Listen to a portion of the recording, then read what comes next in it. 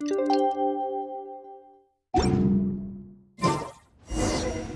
meet up with the group! Paimon's really looking forward to today's story.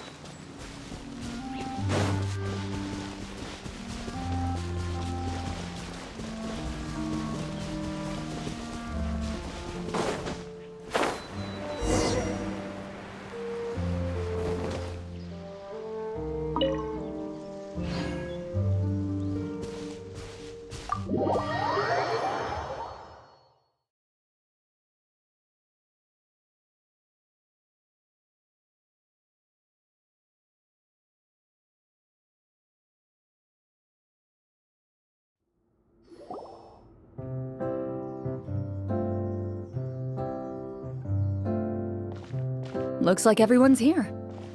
Now, before we begin, why don't we finish where we left off yesterday? There was an important decision to be made, yes? I'll pour everyone a cup of tea. Is that really the most important part, though, Clorinde? Paimon's more concerned about our current surroundings. Heavy walls, cold railings, dim lights. This is obviously supposed to be a prison. I admire the work put into the set. Still, it's obvious the scriptwriter has never paid a visit to the fortress of Meropide. So the set is going to be a part of the script? Unfortunately, that is something I can neither confirm nor deny. Anyone think Clorinde's smile is starting to look kinda scary? Well, whatever happens, we'll just have to push on. But first, we should really figure out what to do with this treasure. If we're worried about arousing suspicion because of our identity, why don't we give ourselves a different name, just like Clorinde's master did? Yeah, it might be better to keep a low profile. As long as we're helping people, it doesn't matter who we are or what we're called. Staring at me won't get you anywhere. Or did you want some more tea? Oh, Paimon's good. Thanks. Why aren't you saying anything, Navia? Wait, what's that next to you? Oh, this is the short sword Clorinde mentioned last night. I found it. Huh. I'm surprised you managed to track it down after all this time. Well, I made sure to take good care of it, considering the circumstances in which you gave it to me. Of course I had to keep it safe. Anyway, where were we? Oh, right.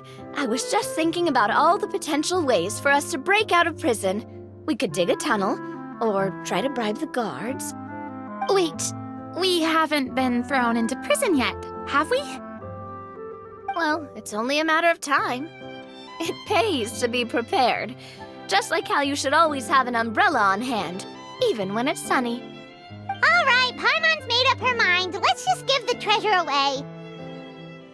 Paimon may have wanted to keep it, but if it's going to land us in prison somehow, Paimon will be too upset to enjoy her snacks. So, you reached an agreement? All right then, we can continue with the story. Oh, and we'll collect all the scattered pieces of treasure on the ground as well. All right. You collect the treasure and make your way back to the capital with your bag of loot in hand.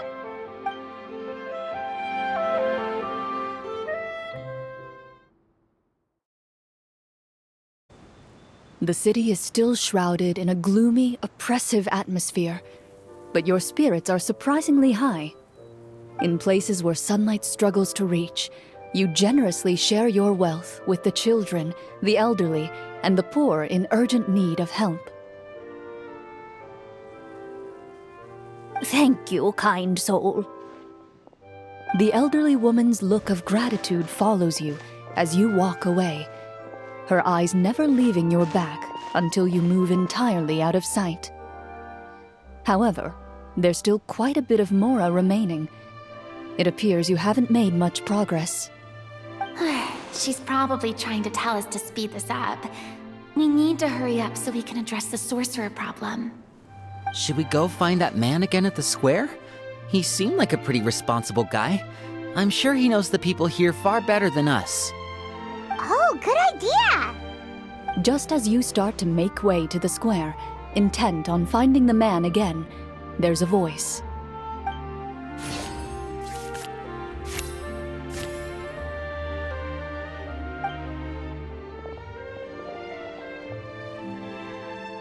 Please wait, distinguished guests.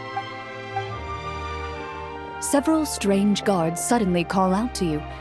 They run forward to meet you and proceed to politely pay their respects. Greetings, gentlemen. Are we being invited for afternoon tea? Surely you jest, my lady. That would not be our place. It is His Excellency the King who requests to meet with you. Please come with us.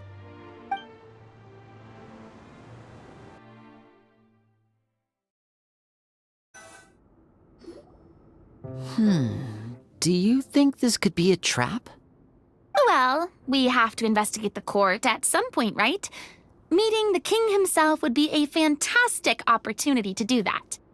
I say we go for it. If something happens, we'll just turn the whole place upside down. That sounds a little intense. After a quick discussion, you nod to the guards and agree to follow. They lead you all the way to the audience hall of the palace.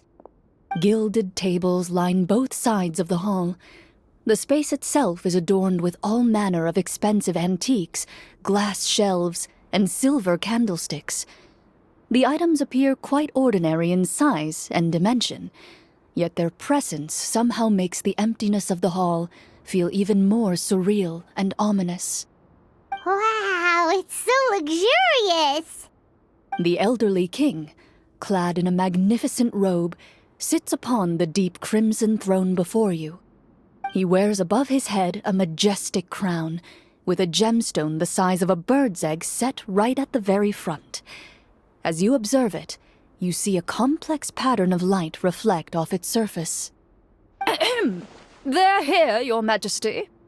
A man dressed in dark clothes, likely a minister, shields his mouth with his hands and bends down to whisper a few words to the king. After a moment, he lowers his hands and stands back up. His gaze shifts to fixate on your group, but he does not move from his place at the king's side. The king does not appear entirely aware of his surroundings. The man by his side, though. We should keep a close eye on him. The king remains still and says nothing. The minister is the one who speaks. Esteemed guests, allow me to thank you for coming to our faraway kingdom. Unfortunately, His Majesty the King finds himself quite exhausted from work, so please allow me, his Prime Minister, to welcome you in his stead. I've heard tell that your group, the Marechaussee Hunters, used your exceptional ability with the sword to repel the monsters near the capital.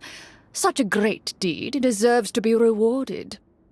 However, seeing that I was not fortunate enough to observe such a feat with my own eyes, you'll forgive me for seeking to verify the truth by speaking to you myself. Well, we've got nothing to hide. You brought us here to talk, right? So we'll just explain what happened.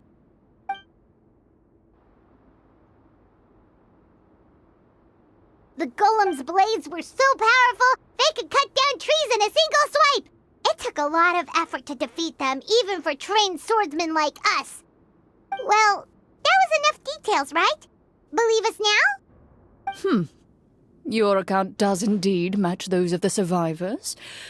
Since you were the ones who defeated the monsters, that must mean you are also in possession of the treasure they stole?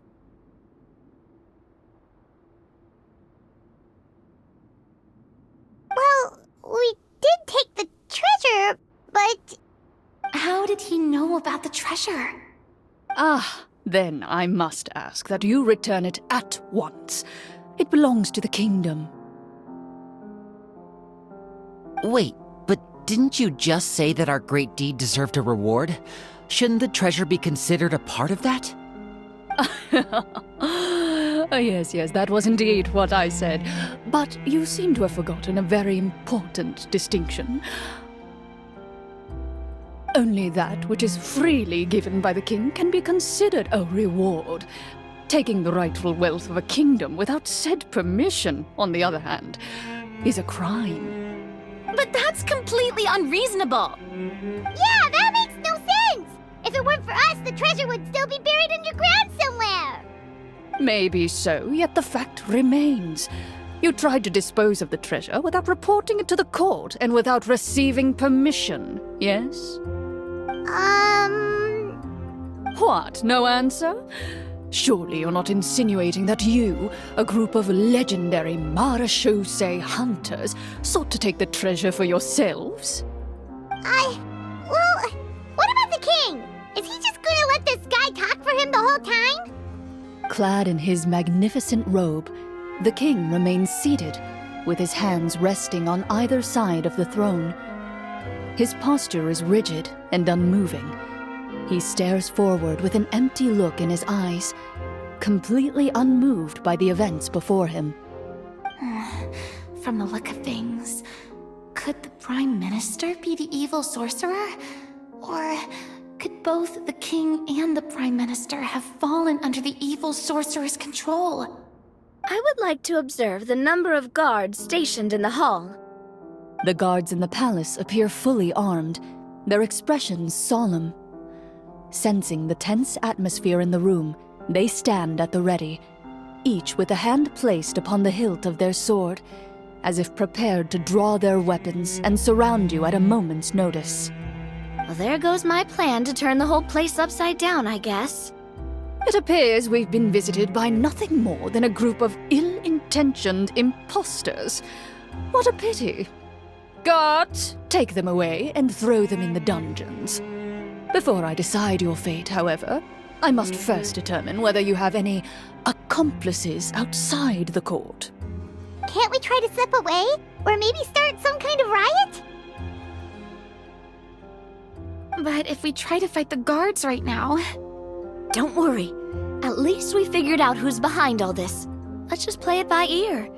If you're scared, Paimon, just hold my hand. Thanks, you guys. You allow yourself to be led away by guards surrounding you on both sides. It's only when you begin to feel drops of water falling from the dungeon ceiling and smell the stench of death and decay all around you that you finally realize you've stepped into a completely different world. Stay here, and don't try anything funny. The guards lock the cell door and leave without looking back. Wait, sir! Your voice echoes through the dark hall, but the only response you receive is the sound of water dripping from the ceiling. No! What should we do now? Carve out a new path of fate with our own two hands, of course. I draw my weapon. You reach toward your waist, but find nothing there. You now recall that your weapons were confiscated before the guards locked you in the cell. The bag of treasure along with them. What about that knife I hid in my boot? When did you hide it in there? When I was thinking about digging a tunnel. Rejected. You failed to inform the GM of this course of action. Moreover, the guards would have conducted a thorough search before throwing you in prison. And the keys to the cell aren't anywhere to be seen? Correct. You don't even feel a lock hole on the cell door. Oh, well, there goes all our plans. Indeed. Huh? Why are you the one saying indeed? Because that statement holds true for me as well. This is where the script ends. What? But that's a terrible ending! Generally speaking, this should be the point where the scriptwriter gives the players some kind of hint, or gives the GM some kind of code for how to move forward. I mean, maybe they just really wanted us to be immersed in the feeling of being in prison? Like, they'll only show us the way out once we've grown truly and utterly desperate? That is a possibility. If only there were desserts and tea in real prison. Oh, wait, guess it's kind of how the Fortress of Meripede works if you're lucky. Oh, before I forget, Navia, the short sword you had with you earlier. I took a closer look, and the craftsmanship doesn't appear to resemble anything from this era. If I remember correctly, that style was last in vogue several hundred years ago. Wait, Clorinde said that sword used to belong to her master, right? Does that mean her master has been alive that long? I doubt it. The way she went about things often made her seem childish more than anything. I'd say the sword was most likely an heirloom passed down over time. Hang on. A precious heirloom passed down to you by your master. And you gave it to me just like that? You weren't worried I might lose it? Master left many things to me when she disappeared. There was the sword, an old key, and a good amount of junk she probably just didn't want to take with her. I gave you the sword back then, because I didn't want our friendship to end. Wait, when did this happen exactly? After the duel. Between Mr. Callis and myself. Before that, Clorinde would have meals with us and even stay over at the Spina some days. She was on great terms with Papa as well. After the duel, though, there was a period of time where we simply didn't know how to face each other. She entrusted this sword to me, and never came back. We were both sad, and conflicted, and totally overthinking everything as a result. Whenever I looked at this sword, I couldn't help but wonder if Miss Petronia had never introduced us to each other at that picnic. Maybe part of the sadness I was feeling could have been avoided. Back then, it felt like I hadn't just lost a father, but a close friend as well. No one can change the past. The most important thing is that you two found your way back to each other and can enjoy things like this together. Yep, you're right. I'm sorry, you two. I didn't mean to bring up any sad memories. Think nothing of it. No one here is at fault.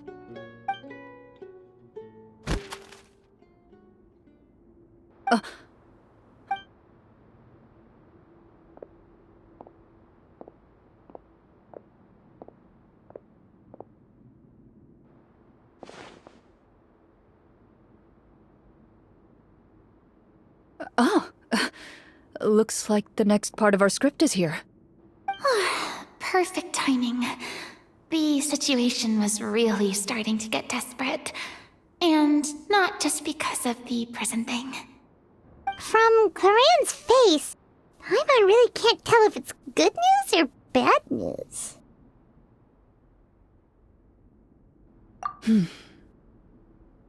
Water continues to drip from the ceiling.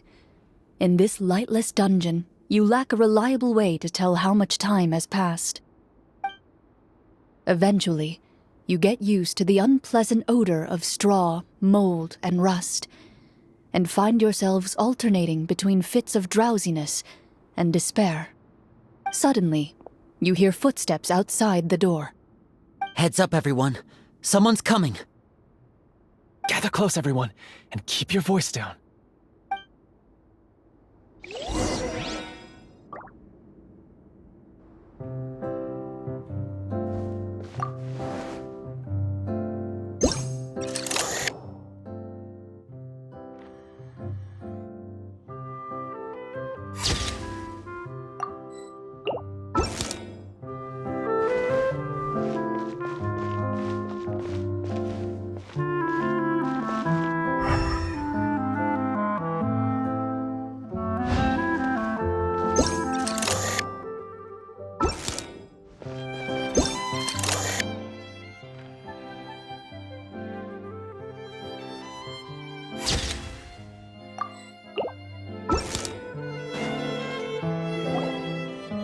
Who are you?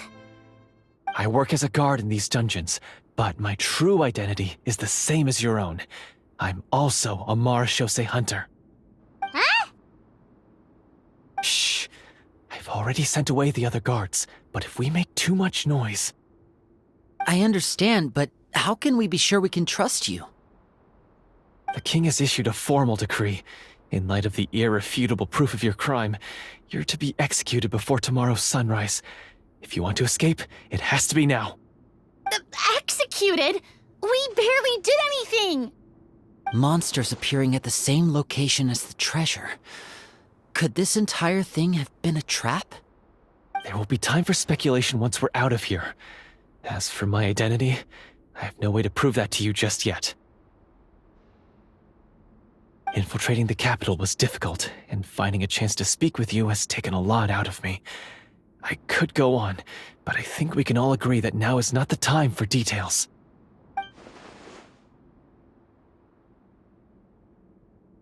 Have you seen our weapons anywhere, sir? Don't worry, I brought them with me. They're just behind the door. Still, these weapons alone won't be enough to defeat the true enemy behind the scenes. His faction is too powerful. The guards are all under his control, and he's even stationed a number of golems in various rooms throughout the palace. To defeat him, you must find a secret vault. It is said that within that vault, the Marechaussee hunters of the past left behind a treasure with the power to defeat the sorcerer. You're not coming with us? No, I'll remain in the dungeons to deal with the guards. I'll try my best to distract them so they don't go after you. As long as my identity is not revealed, I'll be able to aid you when the final battle comes. In that case, please stay safe.